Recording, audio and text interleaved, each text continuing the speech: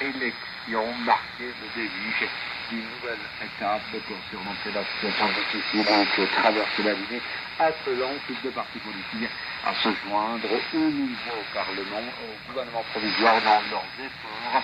au service de l'intérêt général suprême et pour faire face à la violence dans toutes ses formes.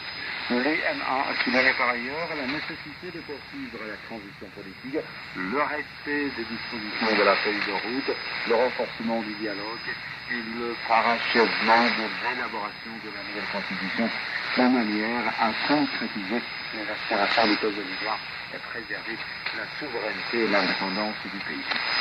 L'Union a également exprimé sa solidarité totale avec le peuple bolivien tout en exprimant le souhait de voir sa population contribuer à la stabilité et la sécurité de l'ensemble de la région maghrébine.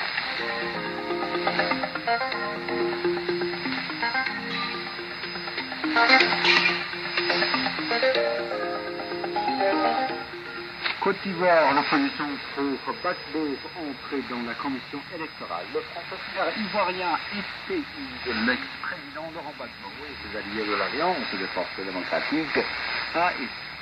désigné vendredi chez leurs représentants au sein de la nouvelle commission électorale indépendante en charge de l'organisation de l'élection présidentielle de 2015.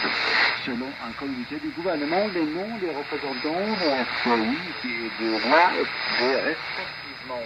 Alain Dogour, Maurice Goba et Bartin Laurent Cana ont été transmis au ministère de l'Intérieur